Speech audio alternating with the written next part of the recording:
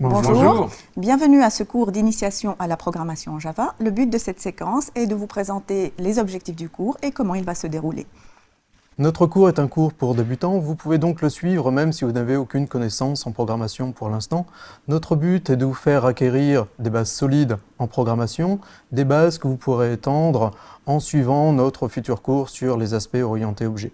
Nous nous concentrerons donc sur les concepts de programmation et pourquoi ils sont importants plutôt que sur les spécificités du langage. Néanmoins, nous vous montrerons des méthodes, nous vous donnerons de nombreux conseils pour pouvoir écrire de bons programmes. Ce cours n'est donc pas articulé autour des spécificités du langage Java. Il ne vise pas de certification métier dans ce langage. Son objectif, c'est de vous enseigner les concepts communs à tous les langages de programmation généralistes, y compris les non-objets, et de les illustrer dans la syntaxe de Java. Java est par essence un langage dit orienté objet, et en faire abstraction dans un premier temps peut sembler inattendu. C'est néanmoins une approche que vous allez retrouver dans de nombreux ouvrages et références. Et l'avantage de cette approche est qu'il vous donne des clés de transition vers n'importe quel autre type de langage, y compris les non-objets.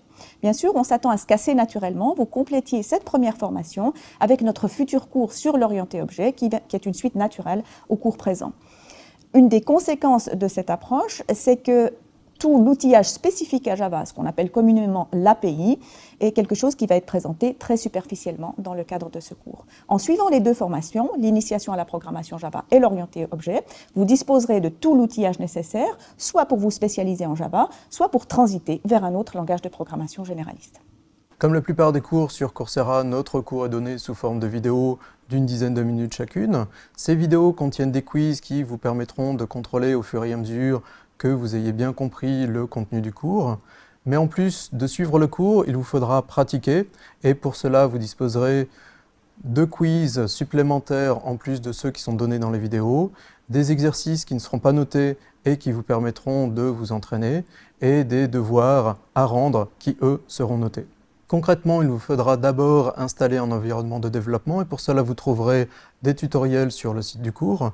Nous mettrons les vidéos du cours en ligne toutes les semaines. Vous devrez rendre 4 devoirs notés et pour chacun des devoirs vous disposerez d'un délai de 2 semaines.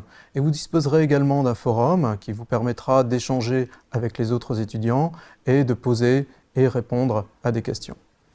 Pour apprendre à programmer, il est fondamental de pratiquer, exactement comme on doit le faire pour apprendre à jouer d'un instrument de musique. Pas de pratique, pas de bonne programmation, voire même pas de programmation du tout. Les vidéos du cours sont donc un premier point, une petite partie de votre apprentissage. Les concepts qui y sont présentés, il est important que vous les mettiez en pratique, que vous les développiez dans les exercices libres dont nous vous fournissons les corrigés et à la fois donc dans les devoirs notés que vous aurez à nous rendre.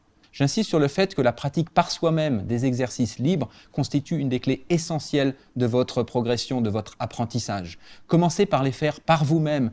Travaillez à partir de la donnée sans regarder le corrigé, sans en discuter avec des amis, des camarades sur les forums. C'est comme ça que vous pourrez progresser. L'apprentissage de la programmation nécessite donc un travail assidu, rigoureux.